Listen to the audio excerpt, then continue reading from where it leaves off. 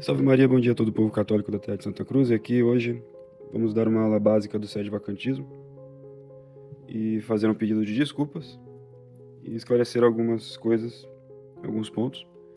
Lembrando que eu não estou fazendo teologia, só vou pegar o que sacerdotes, bispos, papas, documentos, o Código de Direito Canônico, comentaristas do próprio Código dizem e vou expor aqui. E aí vocês tomem as suas conclusões. Eu sigo a minha consciência. Somente falo isso.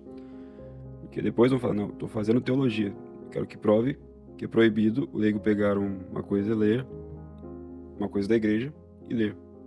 E provar, mostrar uma doutrina para a pessoa que está aí no outro lado. Porque a gente vem para o sedevacantismo? E o sedevacantismo não é uma piada, não é uma hipocrisia. A gente tem a fé católica. E a gente tem a certeza que aquele que está lá é um arquierege, um cismático, um antipapa, uma bruxa, um servo do anticristo. Isso que está lá em Roma agora sentado. Desde João 23 para frente. Isso é uma coisa séria.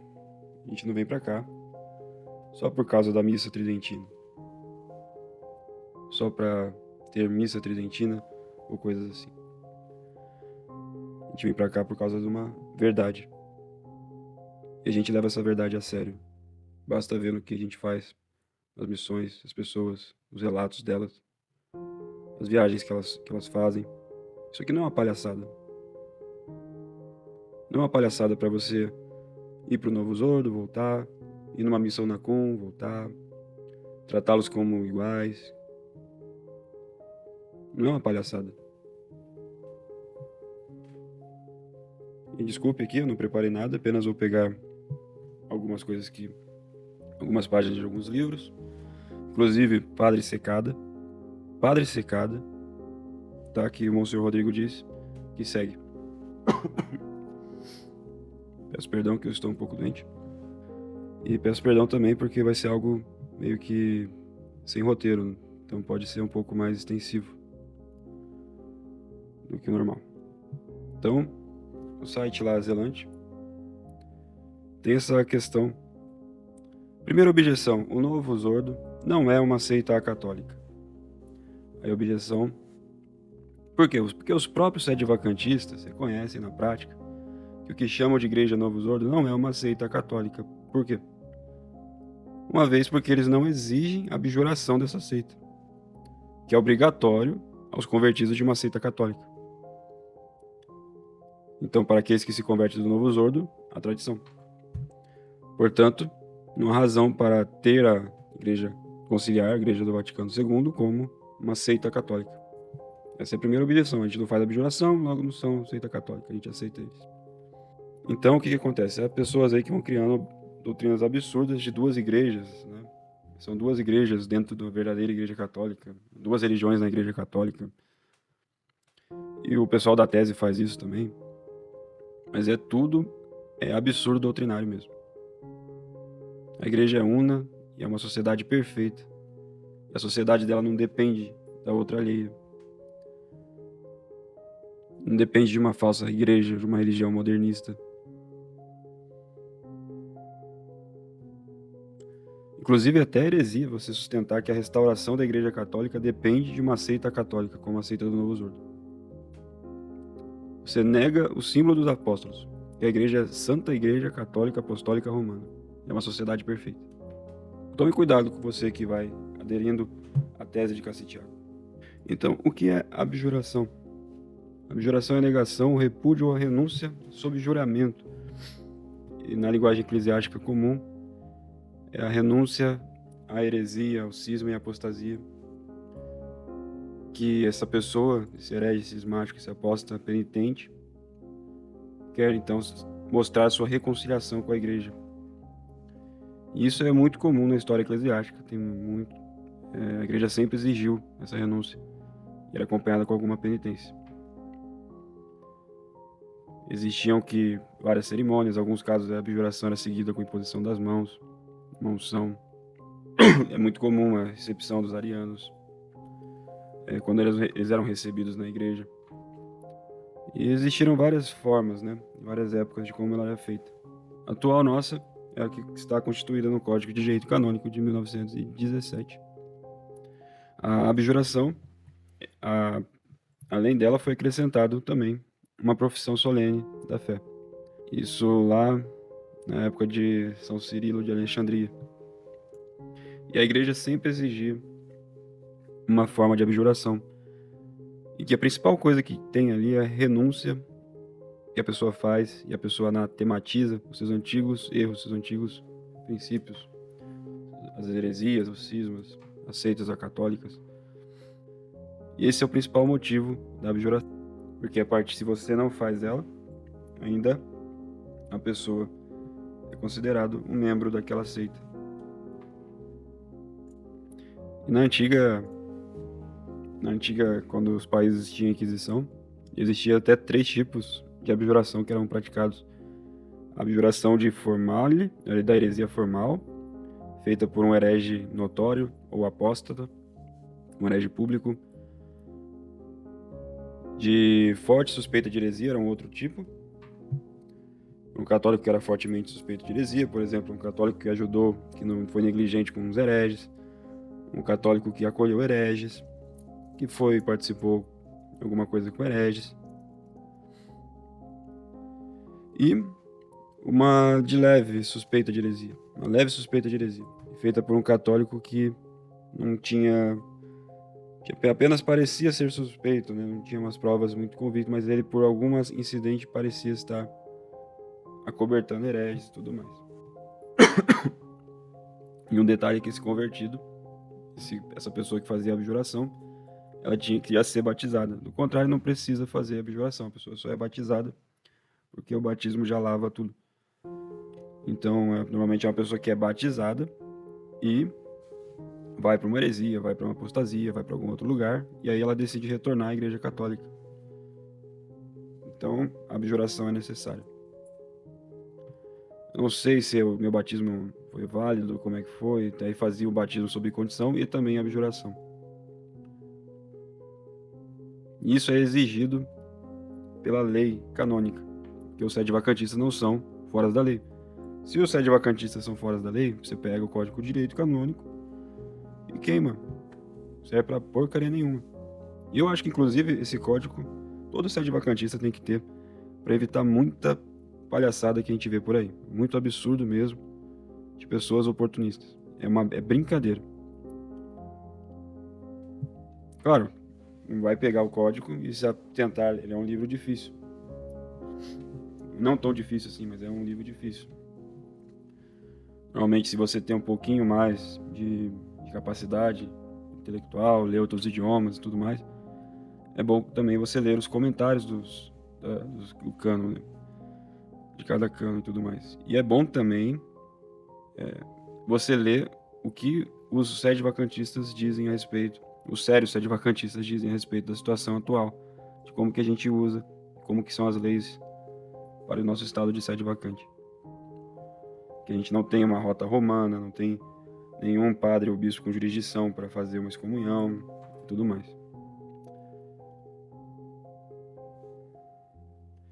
A abjuração é muito, muito comum na igreja, na história da igreja. Não é uma coisa inventada, moderna. Tem a história do Clovis, que São Remi disse que antes de batizá-lo ele deveria inclinar a cabeça e adorar e queimar aquilo que ele adorava, né? Aquele deus pagão antigamente. E aí batizou ele. Não precisava, né? Atualmente não ia precisar, porque quem vai ser batizado não precisa. Mas o São Remi fez isso, para fazer também, como ele é uma pessoa pública, notória ali, um exemplo a todo aquele povo. Então ele fez ali, ele queimou renunciou ao Thor, Odin, aqueles deuses pagãos, antes de ser recebido na igreja. E tem um comentarista autorizado, Ferraris, que resume os requisitos canônicos na questão da abjuração da seguinte forma: deve ser feito sem demora, deve ser voluntário Deve ser feito com qualquer grau de publicidade que o bispo do lugar possa considerar necessário, e que a pessoa que abajura deve fazer uma satisfação digna na forma de penitência. E a abjuração atual é uma coisa linda, e você vai professar a fé católica, vai renunciar a todas as coisas erradas. Normalmente quem vem de um lugar errado, a pessoa normalmente se torna o maior oponente daquilo, porque ela conhece bem ali os meios e ela tem raiva de toda aquela mentira. E você junta isso, essa raiva, o ódio, essa mentira, com a fé católica, com a graça, você vira um combatente e pode converter muita gente que estava ali naquele erro. Isso é muito comum. Pessoas que vêm, por exemplo, do espiritismo, se tornam católicos e são mestres em destruir, refutar o espiritismo. Então é isso, a profissão hoje é o nome da pessoa que confia em fé, acredita e professa todos que estão convertidos no credo da fé, da Santa Igreja Católica Romana, ali faz o credo. É uma coisa linda, não sei por que tem gente que tem tanto medo, né, de fazer uma abjuração, né? Não sei nem por que tem tanto medo.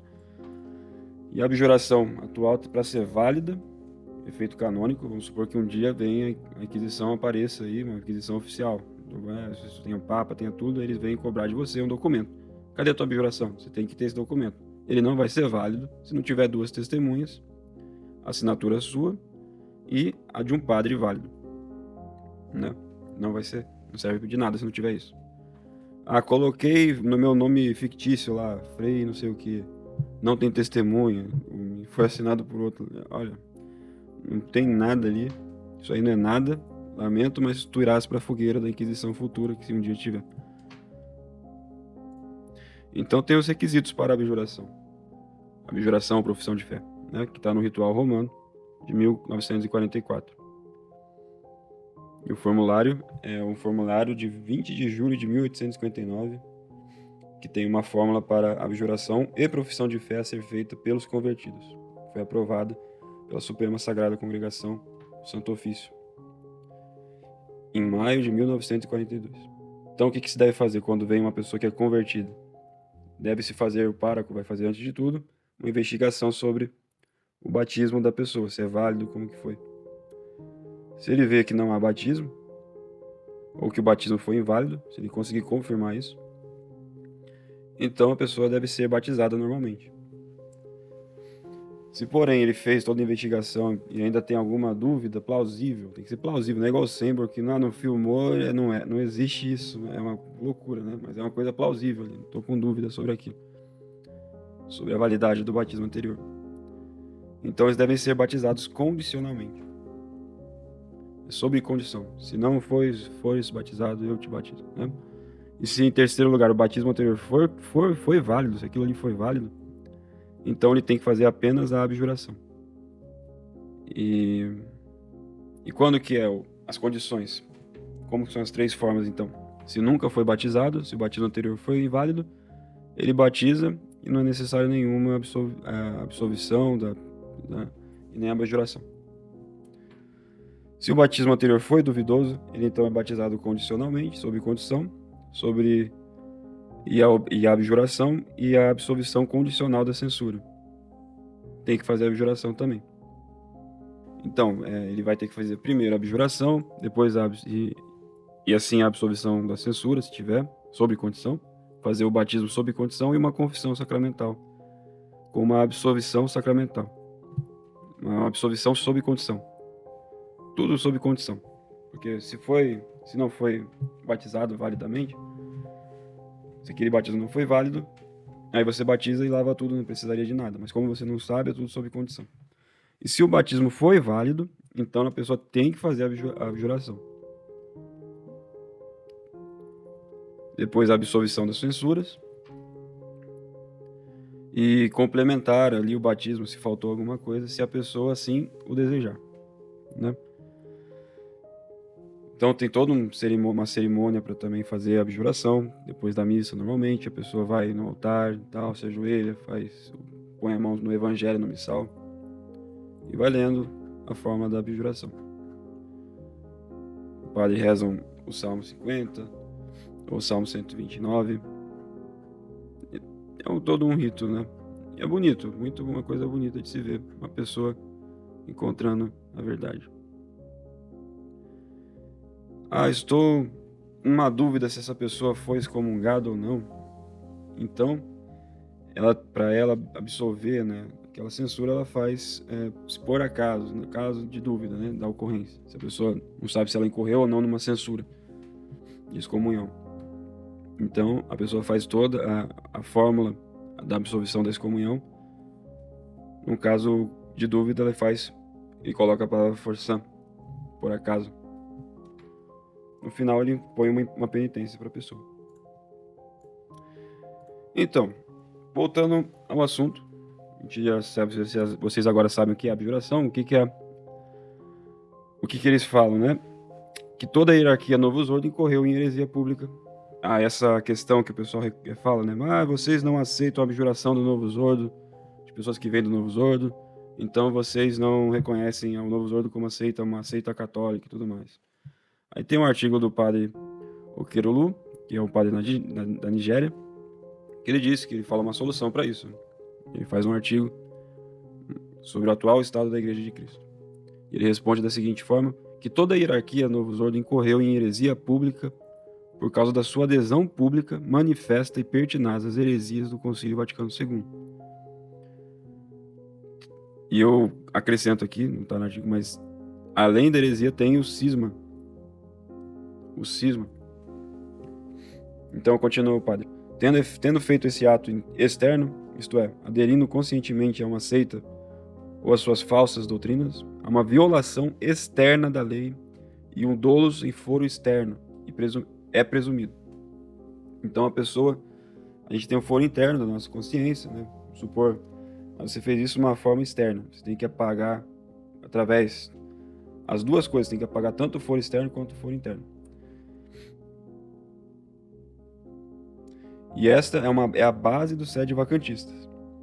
Se você não reconhece isso, que esses que estão aí são cismáticos, apóstolos, hereges, se você não vê isso, se você ainda não sabe, está na dúvida, é melhor você então estudar quais são as heresias de cada um deles, estudar a doutrina, por que eles são heresiarcas, por que eles são cismáticos, se eles são falsos papas, quem adere a eles é cismático também. Então você tem que estudar essas coisas. E a partir do momento que você chega à absoluta certeza que é isso mesmo, eles são heresiarcos, o sede vacantismo é a posição sua. Entendeu? E aqui não é uma palhaçada. Ninguém vem pra cá pro sede vacantismo, depois de reconhecer tudo isso daí, e do nada, um belo dia acorda e retorna pra lá, como se nada, como uma pessoa normal, e depois volta para nossas missas, e fica nisso, às vezes vai pra fraternidade, né, que é, assim, é até pior, às vezes tem um sacrilégio lá. O Novus Ordo tem idolatria, porque aquilo ali não é nada, mas na fraternidade é o sacrilégio. Mas tá ao mesmo tempo lá com os hereges e cismáticos. E vai e volta, né? Qual que é mais legal, igual o mercado.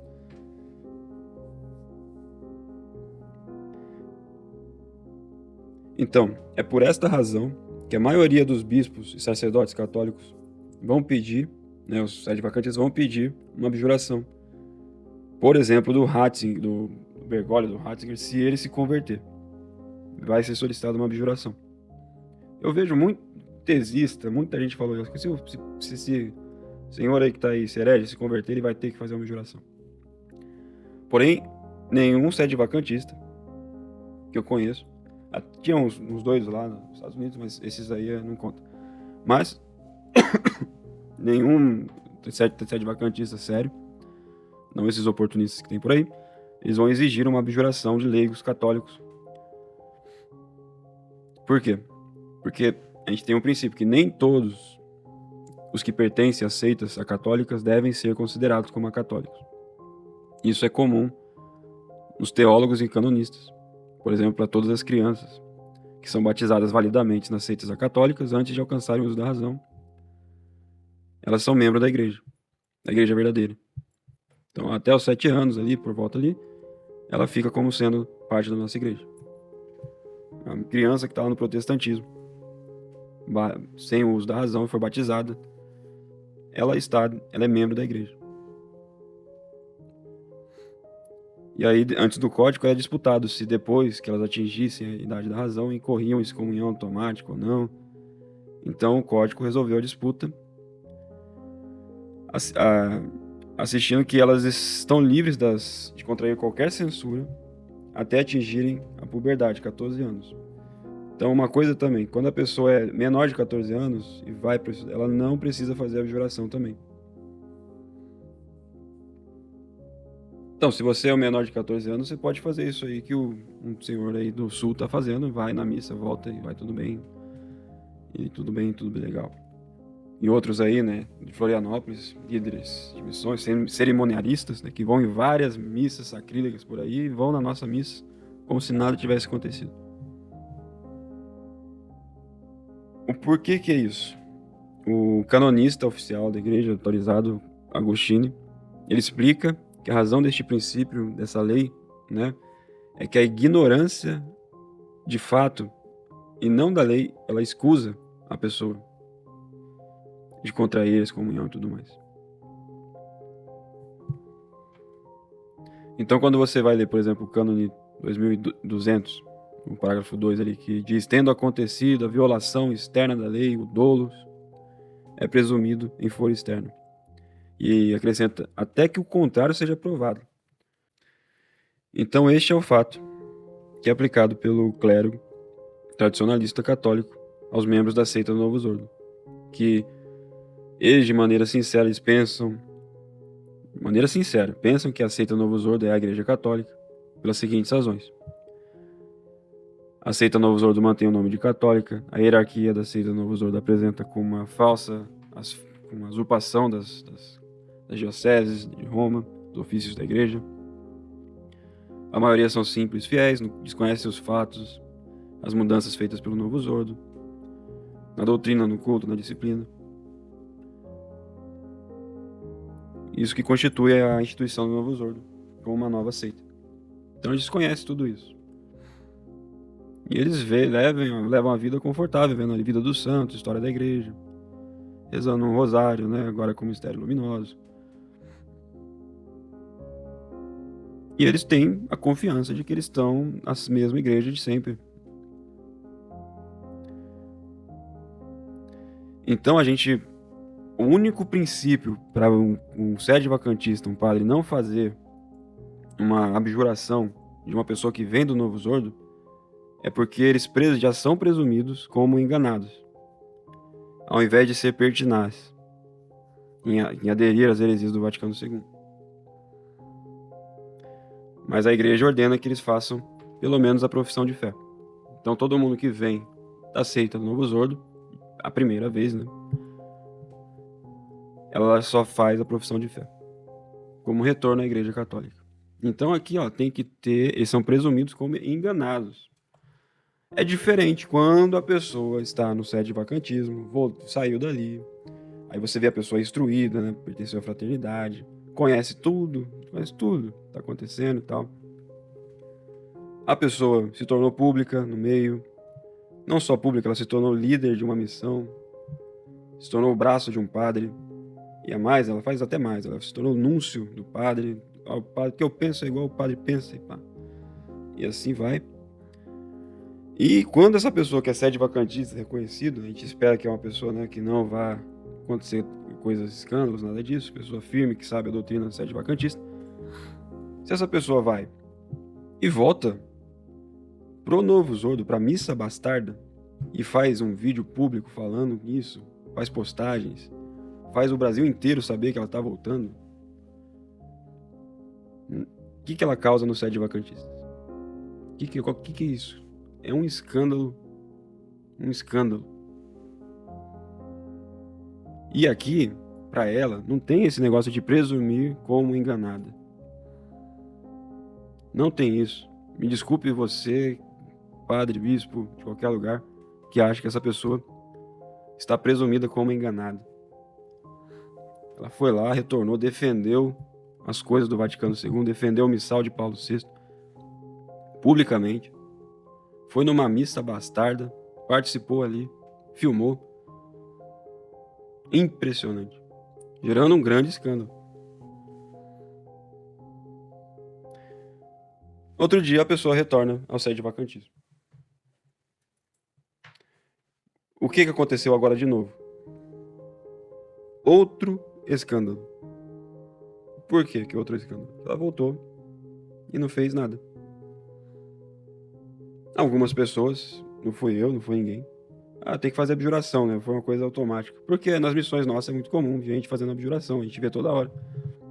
E a gente é sede vacantista, sério. A gente sabe que aquilo ali é um cisma, uma heresia, uma apostasia. Estudou. As missões do Dom Rodrigo são as que mais panfletam, né? Que faz os leigos lerem, se aprofundarem. Porque o Dom Rodrigo se preocupa que isso aí não aconteça com os seus fiéis. Que eles sejam sólidos, que eles consigam converter outras pessoas com argumentos sólidos. Então, a pessoa volta para o Novo Zordo, para a missa bastarda. Nos Estados Unidos aconteceu uma mesma coisa. Eu vou falar depois um pouco. E a do Padre Secada. Mas não foi para a missa Novo Zordo, tá? Foi para a fraternidade, para o RR. Essa é uma coisa, eu acho que inédita no mundo, a pessoa que vai para o Novo Zordo e retorna. Então, teve a oportunidade de mostrar que a gente tem princípios sólidos sede vacantistas.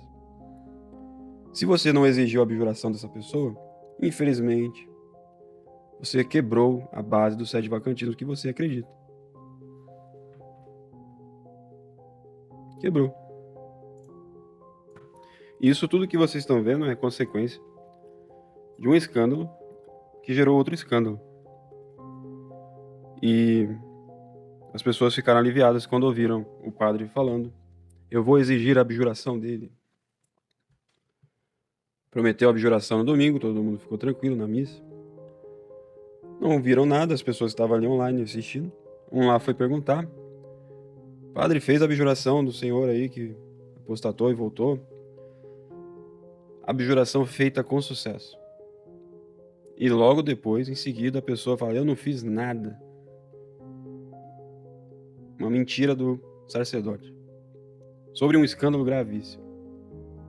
E depois o sacerdote apagou tudo e falou para falar com o Dom Rodrigo. É isso aí. Então, um escândalo que gerou outro escândalo, que gerou mais um escândalo. E aí, como nada foi reparado, então você vai vendo que um escândalo vai aumentando outro escândalo, ele gera outro escândalo.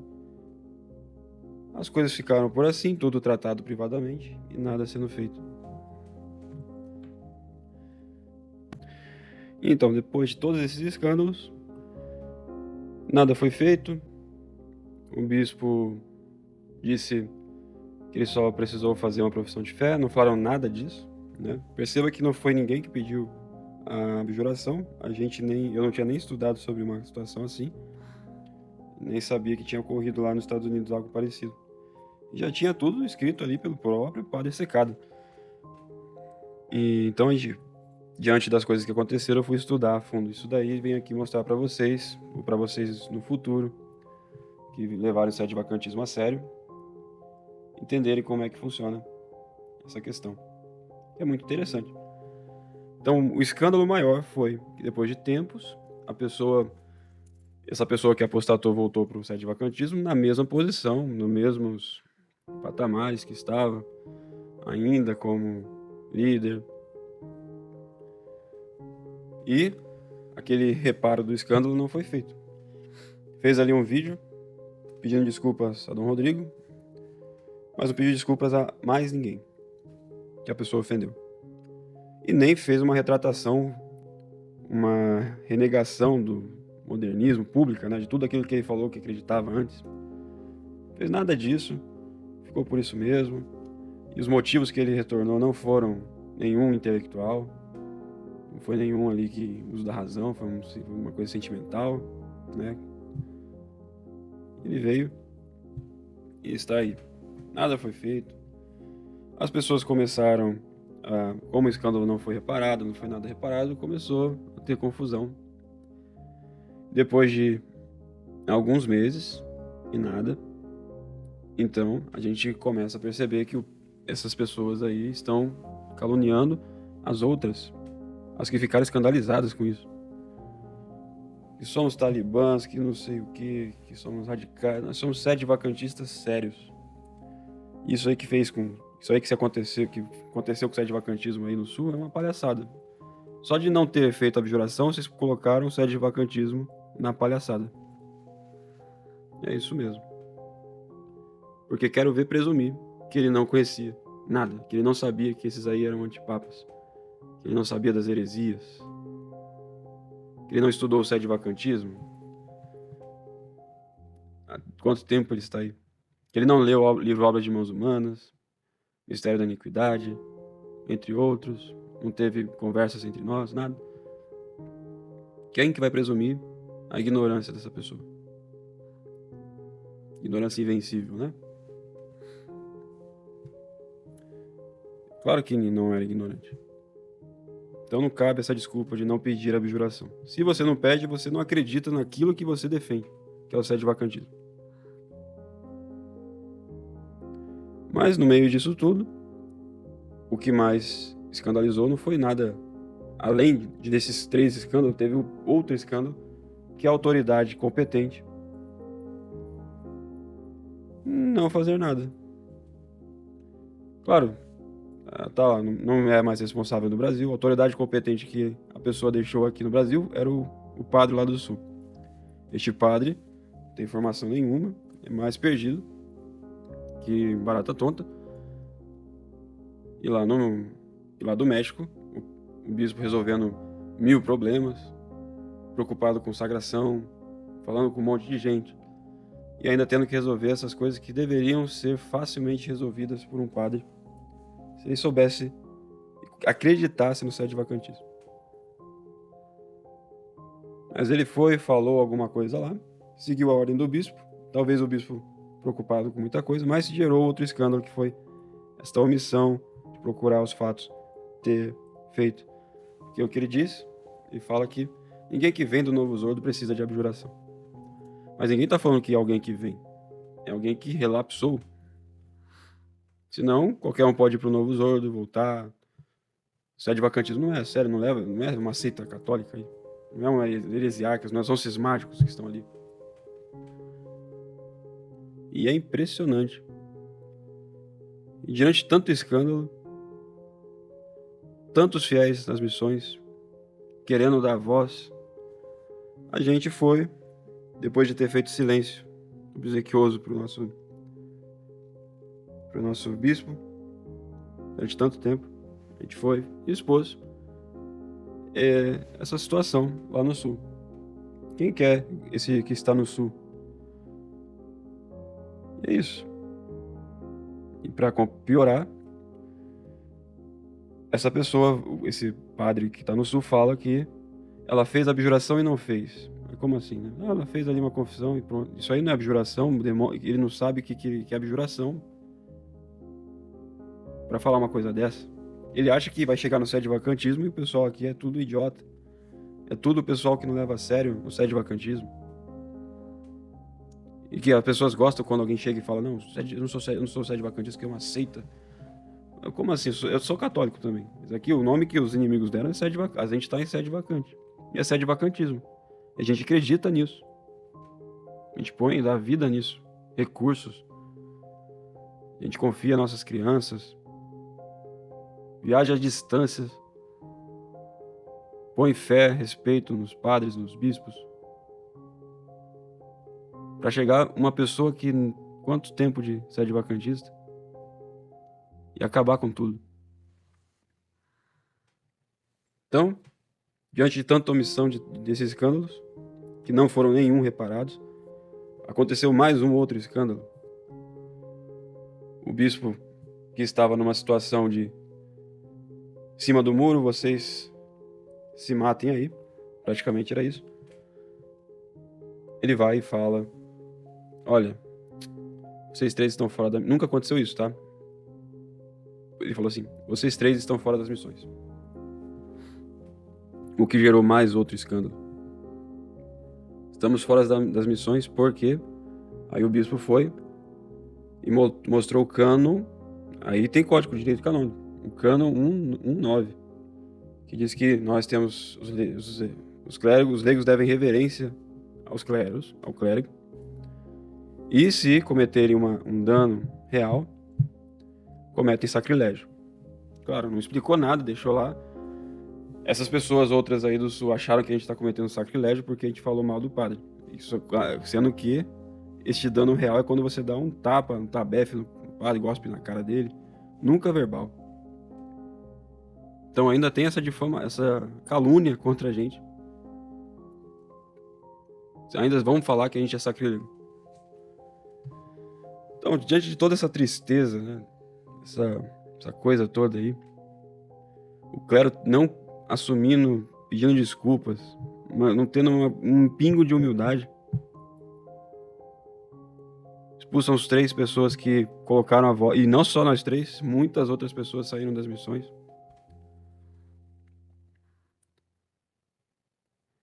Tenho certeza que pessoas apostataram, tenho certeza que outras foram para outros padres que não são também. Acho que lá vai estar sem escândalo, assim, vai estar em paz. Você vai ver mais escândalos nesses outros lugares também. Não tem no Brasil nenhum clero assim recomendável. O padre que eu gosto e o bispo que eu gosto. O bispo que eu gosto está no México agora, que é moralmente e doutrinariamente, né? Correto, que eu pelo menos vi até agora. Que eu sou amigo, apesar de ele não gostar agora de mim. Mas ele agora está no México, foi pro México, abandonou o Brasil para ir pro México, fixar no México. Deixou esses 2 padres aqui no Brasil. E o outro padre que eu gosto é o Padre Ângelo,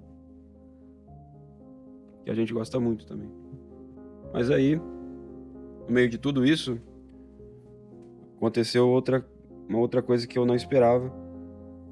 Há 3 dias, 4 dias, pessoas vão e soltam um dossiê.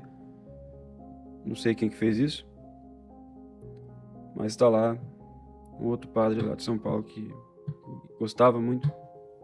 Eu gosto muito ainda, mas tem que fazer a abjuração.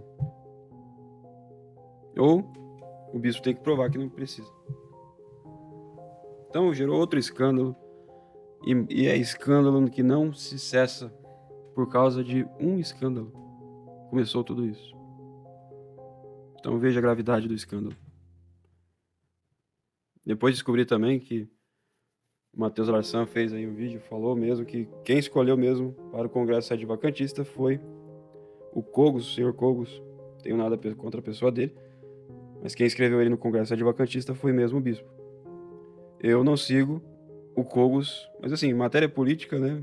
Se o bispo quer ser libertário, eu não sou libertário. Se ele quer seguir por esses políticos aí, com essa ideologia, eu não vou seguir essa postura de libertário. Mas foi o bispo mesmo que trouxe o Cogos, que está apoiando o Cogos, e acha que ele é um candidato político bom para ir para o nosso país.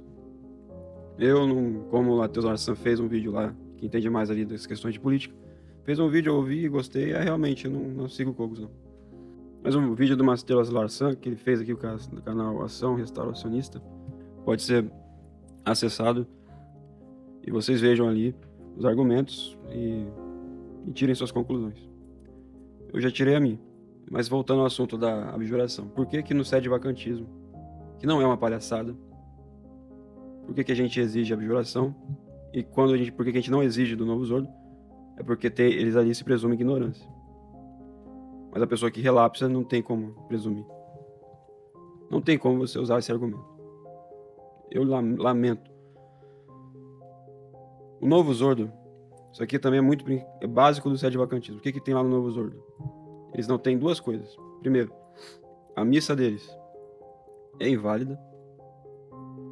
A fórmula de consagração da hóstia é inválida. E o padre deles ali é inválido. O bispo deles ali é inválido. Então aquilo ali é um teatro. O que as pessoas fazem ali quando estão ali? Quando a pessoa vai, coloca a hóstia lá, né, a Eucaristia, né, entre aspas, as pessoas ali cometem idolatria.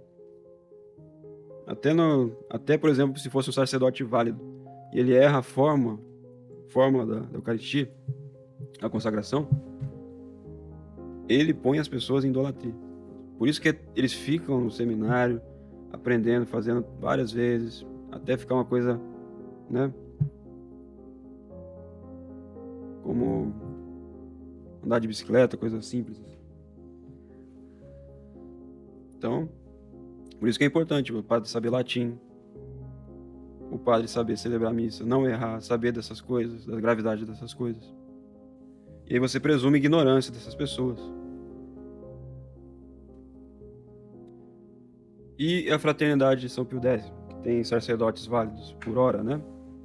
Ou outros lugares que tem sacerdotes válidos, como a IBP ou algum outro lugar aí.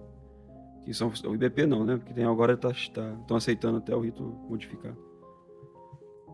Mas se o padre é válido ali, faz a fórmula válida ali, só que ele coloca no cânon da missa, na hora mais sagrada, em união com aquela bruxa, aquele apóstolo, aquele heresiarca, aquele cismático, agente do anticristo Bergoglio. Ele coloca ali no cânon da missa. Todos que estão na missa participam com ele deste culto. Todos. Estão com ele nisso. Então essa pessoa faz uma coisa pior que a do Novus Ordo. É pior. O Novus Ordo lá é inválido, é idolatria de um pão. Já quando ele consegue consagrar validamente e faz isso daí, ele faz uma coisa ilícita. Ele faz um ato de sacrilégio, que é pior que a idolatria. Então a pessoa participa de um sacrilégio. Então por que eu não vou nesses lugares? Por que eu não vou participar de uma unacum, uma missa unacum? Porque ali eu vou dizer uma mentira perniciosa. Porque ali eu vou professar uma comunhão com hereges. Porque ali eu vou reconhecer como legítimo o concílio ecumênico, conciliar ecumênico do Vaticano II. Eu vou ali reconhecer o ecumenismo da religião universal, que ali eu vou professar implicitamente uma falsa religião. Ali eu vou violar a lei da igreja. Eu vou participar de um pecado. Oferecer missa em união com Bergoglio. Reconhecer um usurpador do trono de São Pedro. Um usurpador da diocese. Oferecer também ocasião de escândalo. Se você foi lá e ninguém te viu no sede de vacantismo. Agora, se você foi lá, filmou, mostrou para o Brasil inteiro, é escândalo.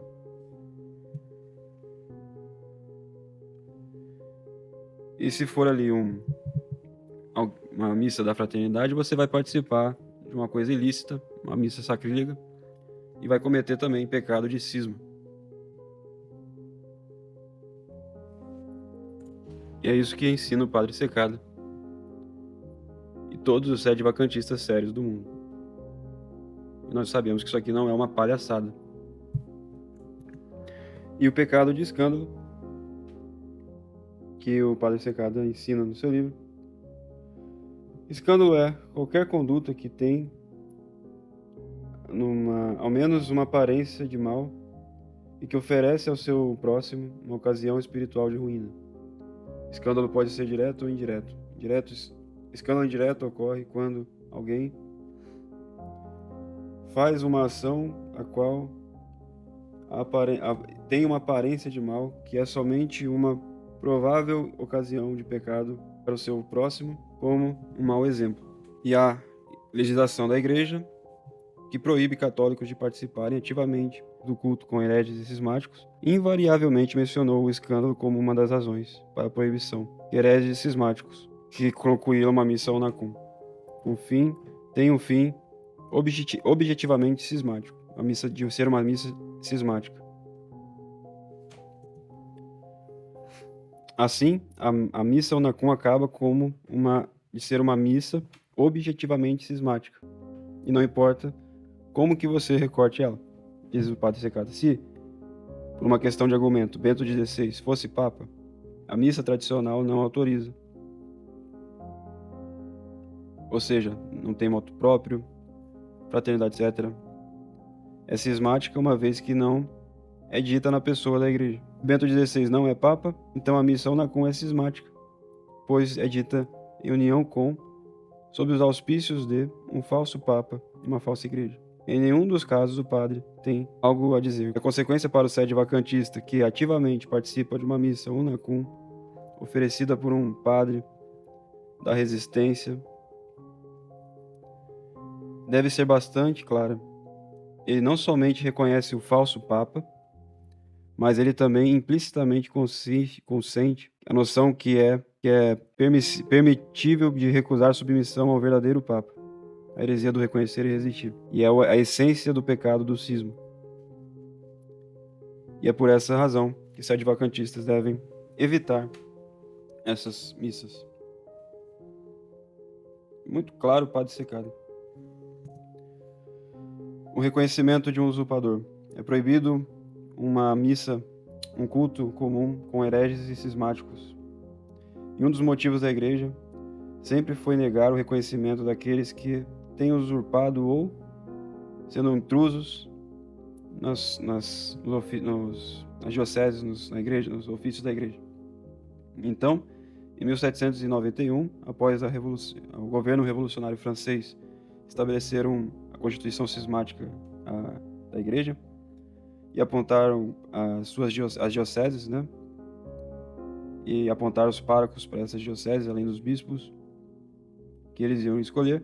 O Papa Pio VI proibiu os católicos de assistir aos serviços conduzidos por estes intrusos. Então diz o Papa: mantenha o mais longe possível de você toda a intrusão e cisma. Acima de tudo, evite e condene os intrusos sacrílegos. Mantenha-se longe de todos os intrusos. Não mantenha comunhão com eles, especialmente na adoração divina. E continua o padre secado. Então, assim, a Sagrada Congregação da Propaganda da Fé alertou em 1729. Quando eles veem os católicos irem às suas igrejas, ajudarem os seus ritos e participarem de seus sacramentos, aqui falando dos hereges, né? Não se deveria acreditar, ou pelo menos temer, que só por este fato eles seriam mais confirmados em seus erros e também seriam persuadidos por este exemplo de que estão trilhando o caminho direto para a salvação. Daí resulta que é mais difícil evitar o perigo de escândalo pernicioso para os próprios hereges e cismáticos. Portanto, um católico não pode estar seguro da sua consciência se ele adorar junto com eles dessa maneira. E então, neste caso, quando um sede-vacantista conhecido, diz o próprio padre secado, que auxilia ativamente uma missa unacum, que participa, os presentes assumirão que ele consente nomear Bento XVI como verdadeiro Papa, ou considera a prática de fazê-lo como uma moralmente diferente. Eles podem então tirar a conclusão geral de que a identidade do Romano Pontífice, Ratzinger, é um Papa verdadeiro ou não. Ou, no caso das fraternidades de São Pio X, uma rejeição real a ele é uma questão sem consequências práticas para um católico. Isso aí não importa a minha vida espiritual, né? Nem mesmo o sede-vacantista pode agir, nem mesmo os atos sede-vacantistas, assim, não vão significar nada. Portanto, é óbvio que é uma ocasião de ruína espiritual. Mas eu não sei se ele teve essa censura ou não. Então o ritual diz ali que se você não sabe, que isso é uma dúvida, a pessoa diz: eu absolvo você da ligação da excomunhão, a qual você talvez, se coloca essa palavra, talvez, incorresse. Tenha incorrido, né? Então eles são mesmo cismáticos. E a definição de cismático é essa. Se alguém, após receber o batismo e retendo o nome de cristão, pertinazmente recusa se sujeitar ao Romano Pontífice, então se ele recusa se sujeitar ao Romano Pontífice, ou recusa a se comunicar com os membros da igreja aos quais estão submissos a ele, ele é um cismático. Então, uma outra forma de cisma, diz o padre Sanz Arriaga aqui, é que, em várias vezes repetida na igreja, eles, diante, por exemplo, de uma eleição duvidosa de um romano pontífice, então será cismático objetivamente, ou talvez não subjetivamente, o indivíduo ou a comunidade que adere a um papa ilegítimo.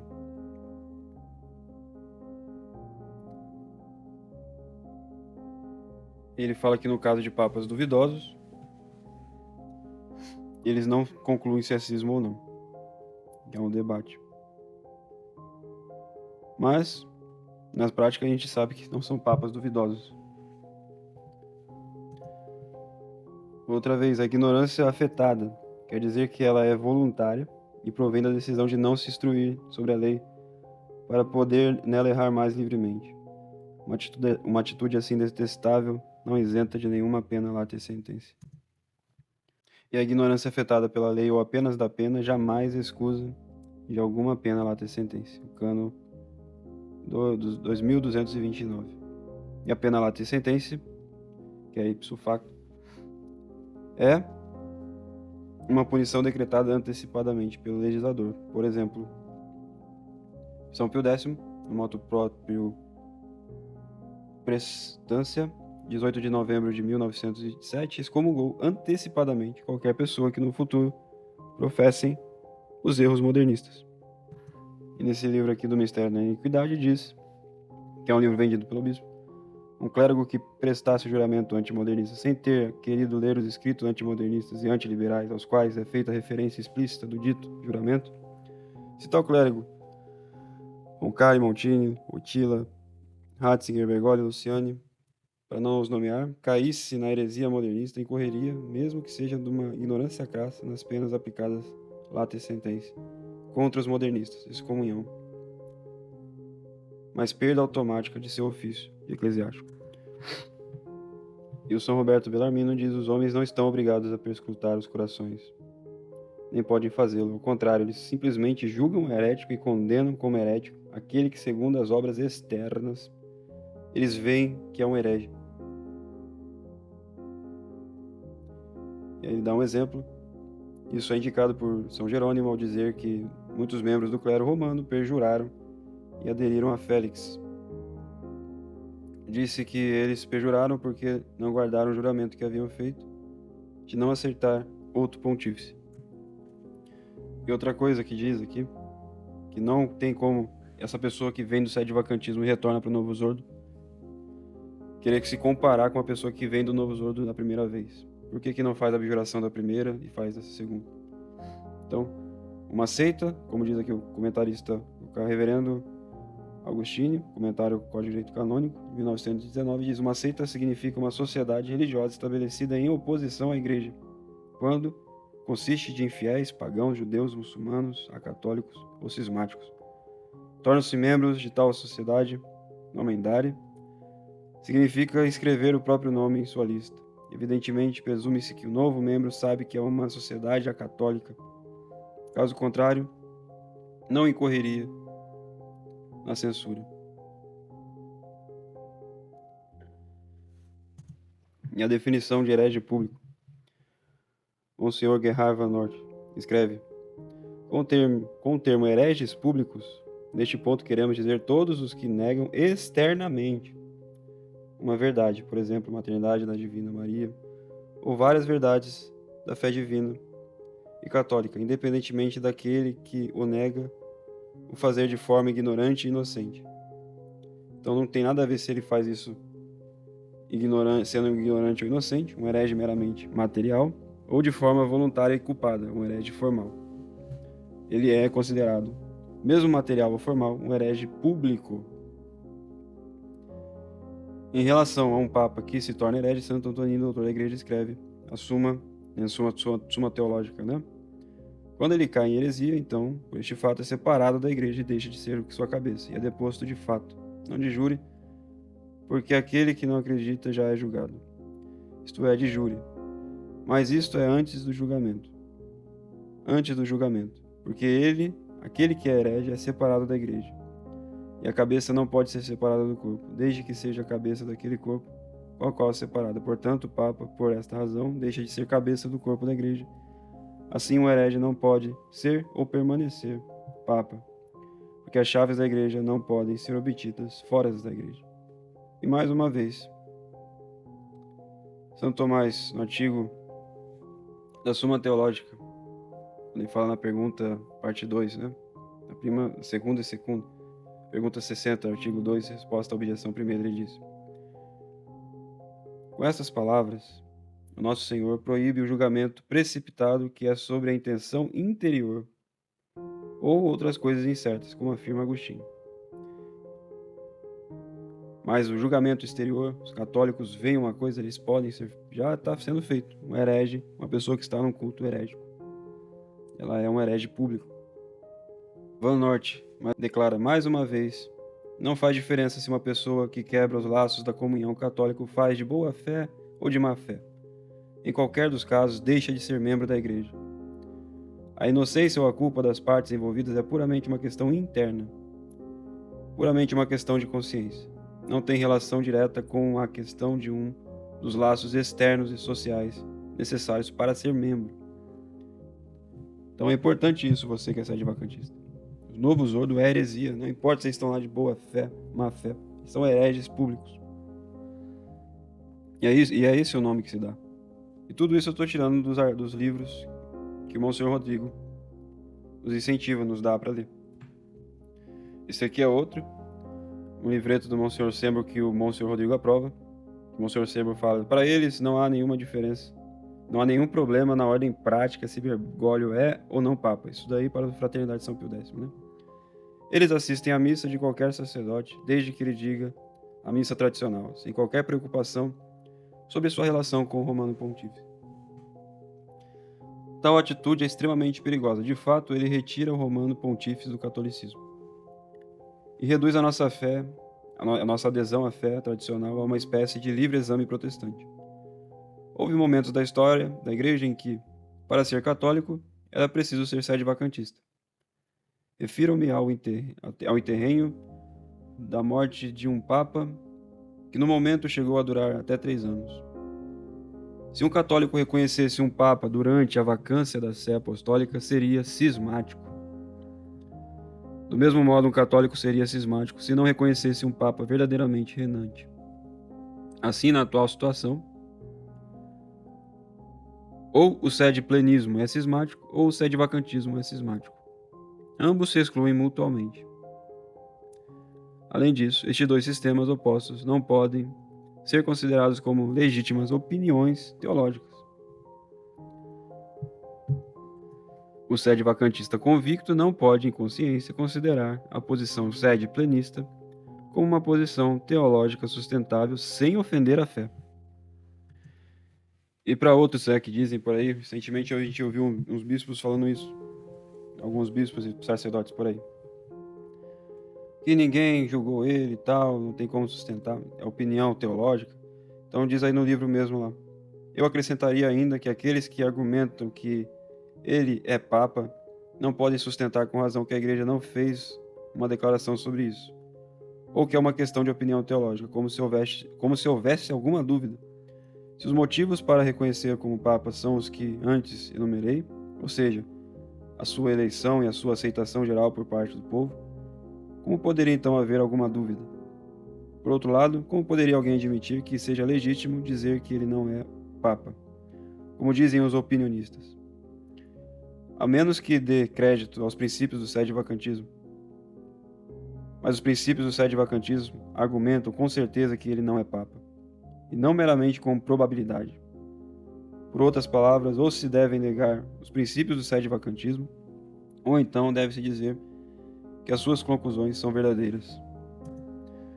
A nulidade não pode ter efeito legal até que seja declarada, mas já existe antes da sua declaração. Muito antes da declaração da nulidade, o homem e a mulher não são marido e mulher. Eles seriam obrigados aos efeitos morais de seu não matrimônio, desde o momento em que estão conscientes da sua nulidade. A declaração legal poderia chegar anos mais tarde, Assim, nós somos obrigados a aderir à conclusão teológica certa do não papado de Bergoglio, baseados em provas certas existentes. E isso muito antes de uma futura declaração dele não ser papa. Um casal que está seguro da sua invalidez do seu casamento não poderia comportar-se como marido e mulher com a desculpa de que, como ainda não há uma declaração de nulidade, então podemos fazer o que quisermos. Assim também nós não, que atuamos segundo a premissa que o Vaticano II e as suas reformas são contrárias à fé e à moral, não podemos reconhecer o papado de Bergoglio com a desculpa de que, como ainda não há uma declaração, então podemos pensar o que quisermos. Então, o primeiro erro daqueles que defendem que é uma opinião teológica, por aí, é colocar a identidade do Romano Pontífice, ou seja, o problema de se Bergoglio é ou não vigário de Cristo, à categoria de opiniões teológicas. O segundo erro consiste em relegar a questão da identidade do Romano Pontífice a uma mera opinião teológica, como se fosse uma discussão livre entre teólogos sobre o número dos anjos que cabem na cabeça de um alfinete. O terceiro erro é confundir uma conclusão teológica com uma opinião teológica. E o quarto erro é que alguém pode ser livre para argumentar que Bergoglio é ou não papa pelo simples fato de que a igreja não disse nada a respeito. E o quinto erro é pensar que nenhuma das duas posições seja ofensiva à fé. Ultrade ecumenismo. Então, o próprio livro aqui que eu peguei das missões do São José. E para aqueles que falam por aí que tem que ter nome inscrito, senão tudo bem, pode ir lá, celebrar, fazer o que quiser, tirar foto, mandar em público, não se inscrever, cadê meu nome? Não quer. Então, a apostasia da fé católica sem a inscrição formal a uma seita não católica não é suficiente para constituir impedimento. Porém, não é necessária a inscrição formal, presta bem, se verificam outras circunstâncias. Por exemplo, assídua frequência ao lugar do culto católico. Isto aqui se trata de apostasia da fé católica, como, por exemplo, uma pessoa que pertenceu à ICAB, mas não teve a inscrição dela ali, né? Só ficou, como querem argumentar, isso é um argumento que até agora eu vi provas contrárias, infelizmente. Então, se essa pessoa que era sede vacantista antes foi para o Novo Zordo, ela já cometeu ali a missa, né? Cometeu ali o cisma e heresia. E se ela começa a ficar ali, por longos tempos ela vai cometer apostasia. E é assim que é a vida. Nossa sede vacantista. Isso aqui são os princípios básicos do sede vacantismo, que todo mundo tem que saber quando vem para o sede vacantismo. Para não começar a ficar inventando outras coisas. Não, eles ali são católicos também. Os sacramentos do Novo Zordo são válidos. Não é bem assim. Vamos colocar o pessoal da fraternidade do IBP, todo mundo no nosso grupo. Não vamos falar para eles que é sede vacantista, porque esse nome aí espanta, né? As pessoas têm que vir na missa tridentina, tem que ser só uma missa tridentina, tá? Não fala para ela nada ali. Se colocar o Nacum, a aposta da Bergoglio é muito ofensivo aos ouvidos pios, né? Nossa, vai espantar as pessoas. Eu já ouvi isso, hein? Se eu fizer a figurinha do Bergoglio com chifre e colocar no grupo, nossa, vai espantar as pessoas. Espantar as pessoas. Os sede vacantistas aqui. Impressionante. E tá no livro lá do Greco, que o bispo mandou o padre estudar, que a moral dele não estava muito boa. Isso aqui é para leigos e para clérigos, né? Então, desculpa, tô lendo aqui como leigo. Os apóstolos hereges e cismáticos, Cânon 2:14. Excomunhão reservada especial e moda Santa Sé. Quem recebe excomunhão? Os apóstolos hereges e cismáticos. Para os hereges e apóstolos, 14, cismático é aquele que recusa a obediência ao sumo pontífice ou comunicar com os membros da igreja sujeitas ao Papa. Não é necessário aderir a qualquer seita ou igreja nacional. Aqueles que constituem um corpo separado ou entram em outras associações separadas quase sempre devem ser considerados entre os hereges, porque negam qualquer verdade da fé. Por exemplo, o primado do Papa. Não são cismáticos aqueles que simplesmente não obedecem às ordens do Romano Pontífice. Se converterem, devem receber a absolvição. Presta atenção, se converterem, devem receber a absolvição da censura em foro externo, o qual pode ser dada unicamente pelo ordinário do lugar ou por seu delegado especial.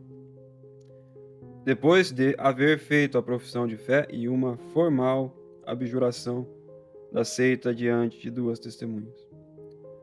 Neste cano 2314, desse cano 2314 estão compreendidos aqueles que professam a doutrina dos comunistas. Isso aí é do Santo Ofício. E deve-se negar os sacramentos a um pecador público, quer os peça privadamente, quer os peça publicamente, supondo que ele não precise, dessa abjuração, mas isso aqui ele tem que ter, até que conste sua emenda, penitência e reparação do escândalo. Porque se você não repara o escândalo, o que aconteceu? Mais escândalos. E não para. Diz que não para. Então vimos aí a gravidade do escândalo de uma pessoa, o que está causando nos nossos meios. Obrigação de negar os sacramentos aos indignos. Entre os indignos estão incluídos os hereges, os cismáticos, os pecadores públicos, os pecadores ocultos. É proibido ministrar os sacramentos da igreja aos hereges e cismáticos, mesmo se estes os pedem de boa fé, se antes não houverem abjurado os seus erros e se tiverem reconciliado com a igreja. Sem abjuração dos seus erros, nem em perigo de morte, se pode administrar os sacramentos da penitência e da extrema-unção aos hereges e cismáticos, mesmo só materialmente, se os pedem de boa fé. O cano 2316, figuras de delito, do cano. Se enumeram este cano dos fatos que dão lugar ao delito da suspeita de heresia. Primeiro, cooperar, de qualquer modo que seja, a propagação da heresia, com tal que este ato seja espontaneamente e sabendo que se trata de erros heréticos, e de com uma determinada maneira obrar se ajuda a propagação dos mesmos. Pode prestar essa ajuda de muitas formas, por palavras, recomendando as pessoas que propagam a heresia, instruindo acerca da maneira mais eficaz de fazê-la, etc. Dando dinheiro, facilitadores de dinheiro para fazer a propagação do erro, ocultando-os quando são perseguidos,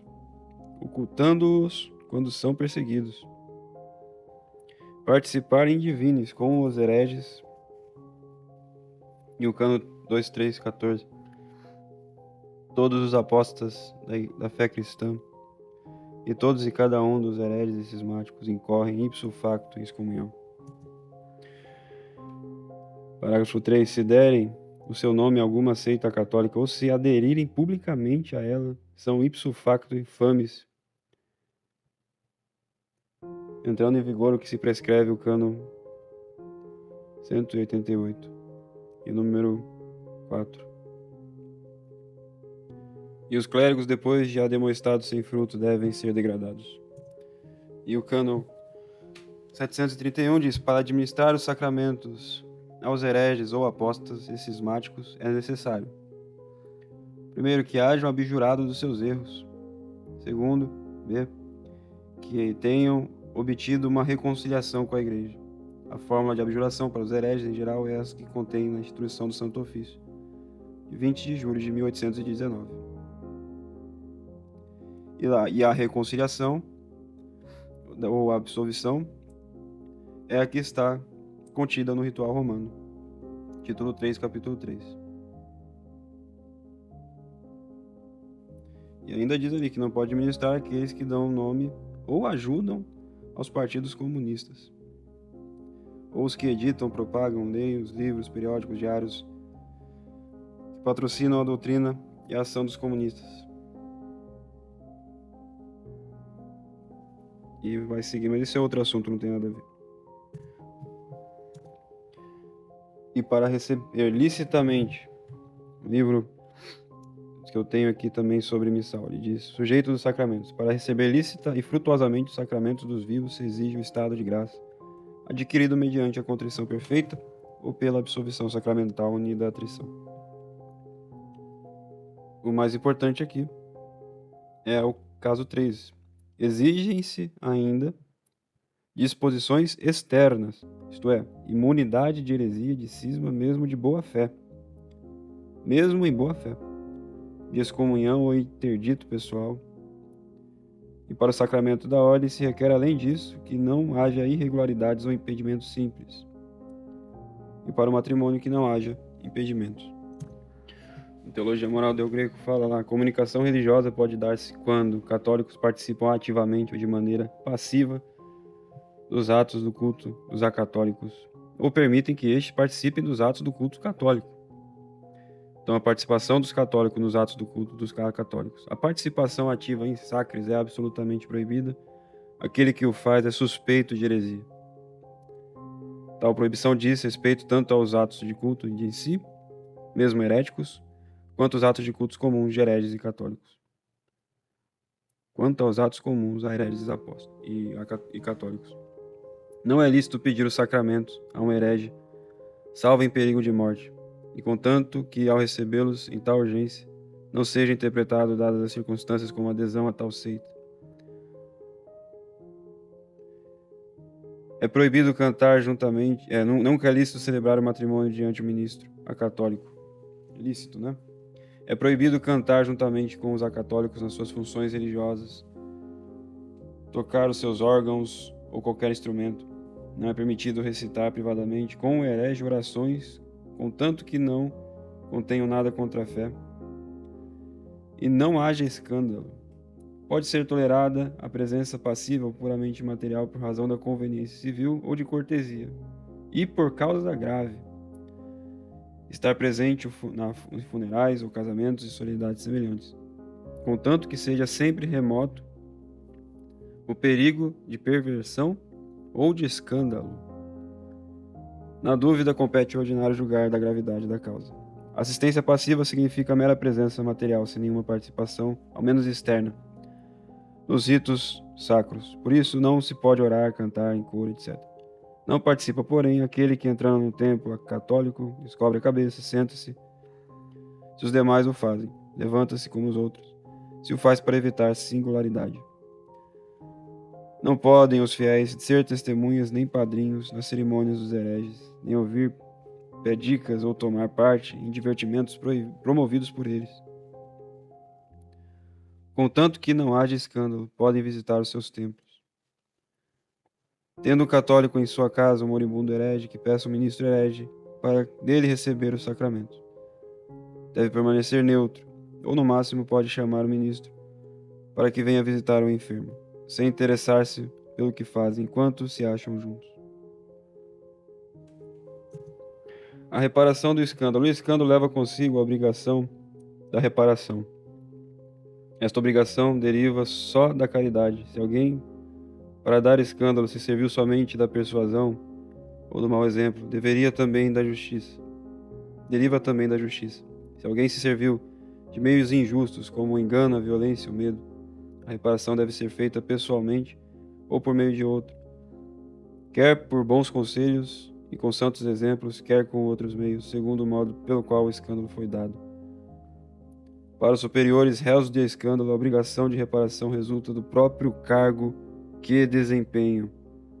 Se o escândalo foi público, a reparação deve ser também publicamente. Então é isso, a pessoa foi cometer uma idolatria no mínimo, querendo tirar todas as coisas heréticas que ele aceitou e tudo aquilo que foi grave. Então Santo Afonso diz, essa idolatria do Novo Zordo, que quando eles não consagram, eles cometem ali, fazem as pessoas adorarem um objeto. A idolatria às vezes está ligada à infidelidade e à heresia. Quando, por exemplo, a criatura adorada no intelecto é considerada Deus, e às vezes não. A idolatria, mesmo que material e fingida, é pecado grave e mortal, porque é, no mínimo, uma mentira perniciosa e contrária à religião. Muitas vezes é também contrária à confissão externa de fé. A idolatria imperfeita, por causa da malícia da vontade, é um pecado mais grave que a idolatria perfeita. A idolatria é quando se honra a criatura como se ela fosse Deus, não somente mediante a oferenda de sacrifícios, mas também mediante qualquer demonstração de reverência, pela qual alguém se submete à criatura como se ela fosse Deus, como por exemplo genuflexão, incenso, ou descobrir a cabeça diante da estátua de Júpiter. E a idolatria é dupla, uma material ou simulada, como quando alguém, por medo de morte, presta culto a um ídolo sem, porém, dar assentimento interno. A outra é formal e própria, pode ser perfeita, como quando alguém, por infidelidade, adora um ídolo que considera ser Deus. Ou imperfeita quando alguém, seja porque odeia Deus, seja porque quer obter alguma coisa do demônio da criatura, presta à criatura um culto, como se ela fosse Deus.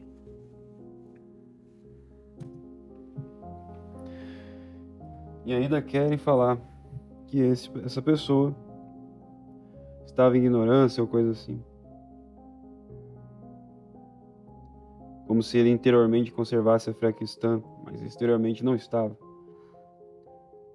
Aí diz aqui o canonista Agostinho: consequentemente, se alguém conservasse interiormente a fé cristã, mas agisse exteriormente como apóstolo herege, o que seria uma hipocrisia detestável, não incorreria nas penas em foro interno, mas, no foro externo, a presunção estaria contra ele, e a prova da sua deserção interna caberia a quem afirmasse, conforme o cânon 2200.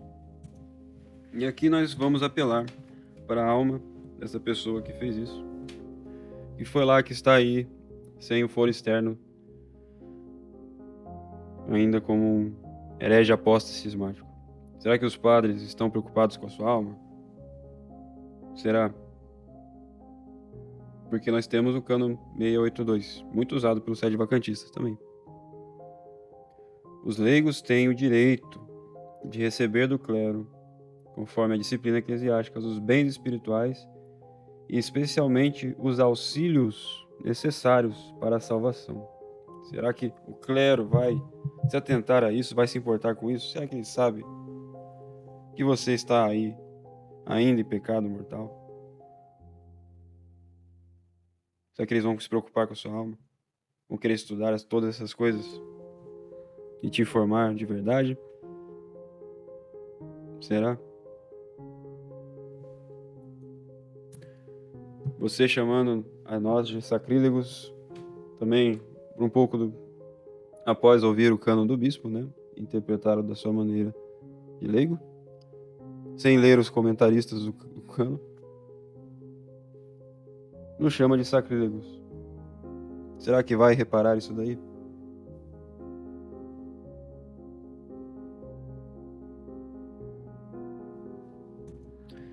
Então é isso. Aqui foi uma aula básica. Desculpe a demora. Não tinha um roteiro pronto. Simplesmente estou doente. Fiz aqui para esclarecer alguns pontos. Às vezes as pessoas vêm para o sede-vacantismo e acham que isso aqui é uma palhaçada. Acho que a gente pode ir para o Novo Zordo. Acho que a gente pode achar que o pessoal da fraternidade não é cismático, e etc. Acha que pode chegar aqui sem conhecer o que a gente pensa, o que o bispo dele pensa. É impressionante. É de uma arrogância impressionante. E você, se não fizer a abjuração, se você for um pouquinho inteligente, estudar um pouco tudo isso, vai ver que tudo isso aí que você está fazendo, sede-vacantismo ao seu modo, né? De não gostar de ser sede-vacantista, desse nome e tal, não sei o quê. E toda essa pacificação que está tendo aí, tudo isso daí, o não reconhecimento de uma seita Novo Zordo como a católica, apenas precisando fazer uma profissão de fé, tudo isso daí, você está minando a própria doutrina sede-vacantista. O padre que está com você, qualquer pessoa que estiver com você, está negando os próprios princípios do sede-vacantismo. Deveria ser uma coisa óbvia, deveria ser uma coisa básica, mas infelizmente não tem curso básico do sede-vacantismo, né? A gente tenta ver as objeções, né? Sempre tem, todo ano eles vão falar a mesma ladainha, esse pessoal do RR e tudo mais. E a gente está cansado de respondê-los. Mas a gente sabe que tem gente chegando, às vezes não sabe, às vezes não sabe o que se trata. Então aqui tem uma excelente aula conferência, seja lá o que você quiser, do que uma coisa básica do sedvacantismo. Do que a gente acha que é isso daí. Do que a gente acha que é a resistência. Essa é uma postura muito forte. Tem muitas... Isso aí que eu li tudo é Padre Secada, é comentaristas, é direito canônico, coisas... Não sou eu leigo fazendo teologia. Não sei se deu para perceber. Estou aqui como Padre Secada. Não sou um sacerdote. Estou subindo no ombro de outros. Alguma vergonha em fazer isso? Vou abandonar o Monsenhor Rodrigo agora e deixá-lo nessas cobras aí? Não, vou aqui rezando por ele. Que ele veja isso daí, faça justiça. Sei que agora ele está muito ocupado. Sei que ainda tem muito sentimento, a gente é latino, né? E uma hora a verdade vai chegar à tona. E se não chegar também, é melhor a justiça do céu do que a dos homens. Dizia o Padre Antônio Vieira. Porque Deus vê tudo. Os homens já não. Quem é melhor juiz que Deus? Deus sabe meu coração. Salve Maria, bom dia. Todo o povo católico da terra de Santa Cruz.